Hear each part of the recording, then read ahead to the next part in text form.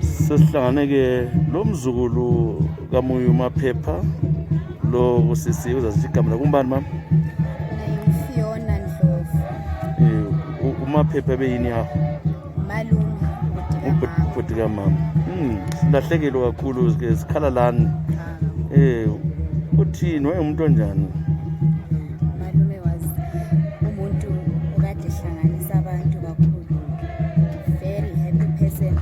Okade ephilela ukuthi yena lapha hamba khona abantu bathabe, bathokoze, babambane, ba-celebrate impilo bebonke. Umuntu okade eyi-problem solver ukuthi lapho kulenkinga khona, lapho kungela kuzwisisana khona yena okwakhe yikulungisisa lokuhlanganisa abantu. So silahlekelwe kakhulu emulini ukuthi sikwazi ukuthi now sizabe siqonda kubani, sizabe sisiya ngaphi. Nxa silama-problems osilakhe kuhle sifuna ukukusheya sikwazi ukuthi sizabe siqalisela ngaphi kathesi. So uzamkhumbula ngani kakhulu malumakho? Kuthiwa kwenza ihlala ukudlala lonke njalo uthala lizwana kakhulu. Ngizamkhumbula kakhulu umalume was a very jovial character.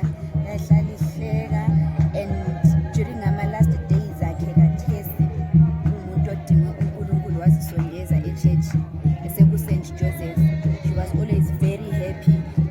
Siphila sifundisana imikhuleko, sifundisana ngokwe-church, ngokwebandla, ngokukaNkulunkulu, and ngizakukhumbula khona lokhu ukuthi ngizamkhana ukuthi sike sifundisane, sike siphikisane ngeBhayibheli, sihlale laphana sifundisane.